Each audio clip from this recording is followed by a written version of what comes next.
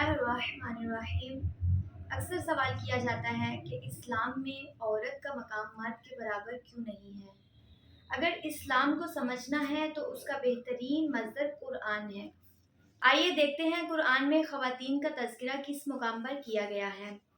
پہلی ہستی جن کا تذکرہ قرآن میں کیا گیا ہے وہ ہیں جناب مریم سلام اللہ علیہا، کہ جن کا تذکرہ سورہ مریم آیت نمبر 6 اور سورہ تحریم میں ہوا، کہ انہیں خدا کا معجزہ عطا کیا گیا اور مقام کی بلندی عطا کی گئی اور وہ رشک جناب زکریا سلام اللہ علیہ قرار پائیں۔ دوسری وہ ہستی جن کا تذکرہ قرآن میں کیا گیا ہے وہ ہیں جناب حوا سلام اللہ علیہ، کہ سورہ نساء آیت نمبر 1 میں انسان کی خلقت میں ان کا تذکرہ کیا گیا ہے۔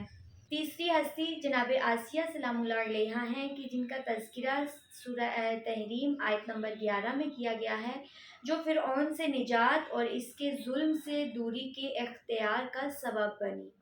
تیسرے نمبر پر جس ہستی کا ذکر کیا گیا ہے وہ ہیں جناب بلقیس سلام اللہ علیہ، جن کا تذکرہ سورہ نحل آیت نمبر 22 اور سورہ نمل کی آیت نمبر 44 میں کیا گیا ہے، کہ ملکہ بلقیس کو قرآن کریم میں طاقت اور حکمت کا سرچشمہ قرار دیا گیا اور حضرت سلیمان کا معجزہ دیکھ کر ایمان لانے پر خراج تحسین پیش کیا گیا۔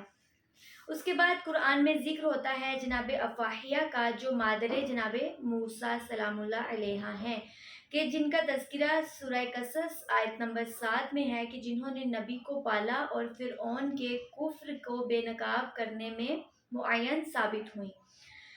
پھر جناب ام کلثوم کا ذکر ہوا، جو حضرت موسیٰ سلام اللہ علیہ کی بہن ہیں، جن کا ذکر سورہ قصص آیت نمبر 11 میں کیا گیا ہے، کہ اللہ تعالیٰ نے ان کو اپنی امانت یعنی کہ حضرت موسیٰ علیہ السلام کو ان کے تعاقب میں بھیجا اور وہ نگہبان موسیٰ علیہ السلام قرار پائیں۔ پھر ذکر ہوا جناب صفورہ اور ان کی بہن کا، جو حضرت یعقوب سلام اللہ علیہ کی بیٹیاں ہیں۔ سورہ قصص آیت نمبر 22 میں ان کا ذکر ہوا ہے، کہ جس میں ان کے با کردار، باعفت، باحیا ہونے کا ایک نمونہ پیش کیا گیا ہے، اور یہ وہ خواتین ہیں جو آداب معاشرت کا نمونہ بنی۔ اس کے بعد قرآن میں سورہ آل عمران میں جناب حنا کا ذکر ہوا ہے، جو مادر جناب مریم سلام اللہ علیہ ہیں، کہ ان کی شکر گزاری خودگشت کو 2 دفعہ قرآن میں خراج تحسین پیش کیا گیا۔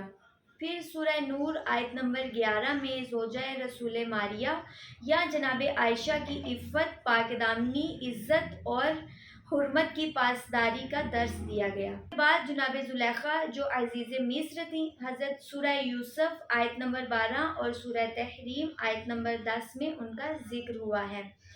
پھر زوجہ حضرت لوط اور زوجہ حضرت نوح علیہ السلام کا تذکرہ ہوا ہے، اور پھر اس کے بعد سورہ لہب کی آیت نمبر 40 میں زوجہ لہب کہ وہ کس طرح سے اپنے کفر پر مصر رہیں۔ پھر خداوند نے جناب فاطمہ سلام اللہ علیہ کا تذکرہ فرمایا۔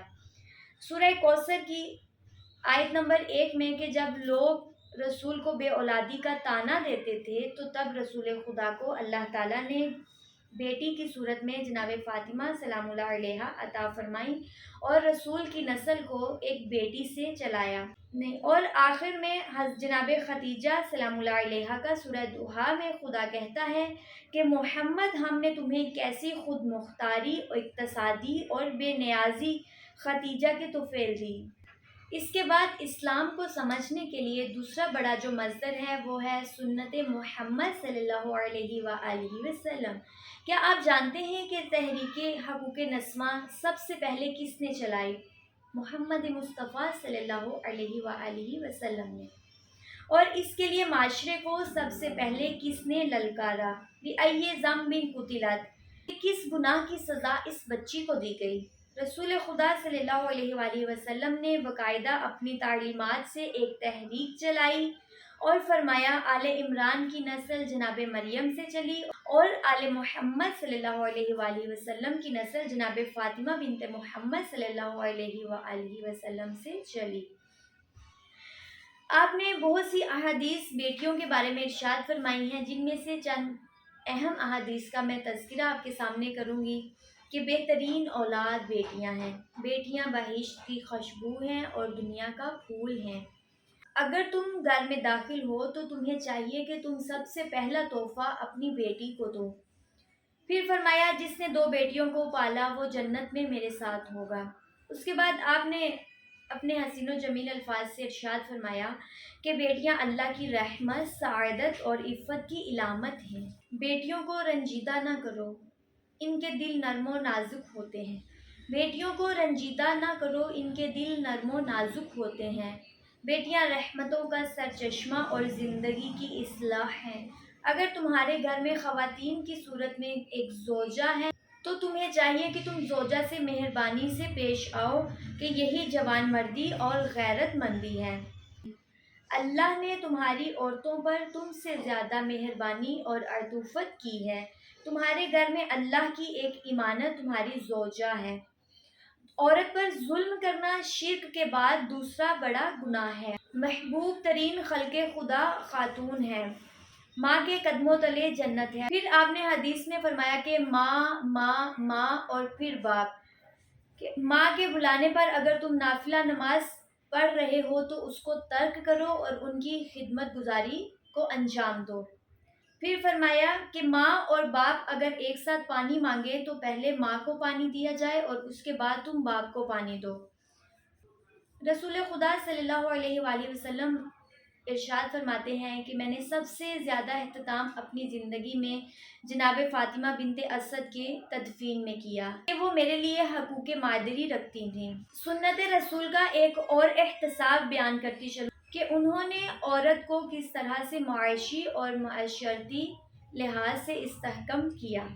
ملعون ہے وہ شخص جس نے کسی خاتون کی اہانت کی۔ رسول صلی اللہ علیہ وآلہ وسلم نے مسجد کا ایک حصہ خواتین کے لیے مستحکم فرمایا اور اجازت دی کہ خواتین مسجد میں آئیں، نماز ادا کریں اور رسول خدا صلی اللہ علیہ وآلہ وسلم سے معاشرتی فعالیت میں باقاعدہ سوال کریں۔ ریاست مدینہ میں رسول خدا صلی اللہ علیہ وآلہ وسلم نے معاشرتی اور معاشی استحکام کے لیے جن پیشوں کو باقاعدہ طور پر متعارف کروایا وہ یہ تھے کہ خواتین نرس تھی، داغا سازی کا کام کرتی تھیں، کپڑا سازی کا کام کرتی تھیں، زراعت، کچھ خواتین درزن تھیں، کچھ چمڑا سازی کا کام کرتی تھیں، چٹائی بنانے کا کام جو ہے رسول خدا نے متعارف کروایا خواتین۔ جناب کیلا انصاری جو بذات خود رسول خدا صلی اللہ علیہ وآلہ وسلم سے باقاعدہ طور پر اجازت لینے کل آئیں اور رسول خدا صلی اللہ علیہ وآلہ وسلم نے ان کو اجازت دی کاروبار کرنے کی، بزنس کرنے کی، وہ ایک کامیاب تجارت یافتہ خواتین میں سے ایک اہم ترین خاتون قرار پائیں۔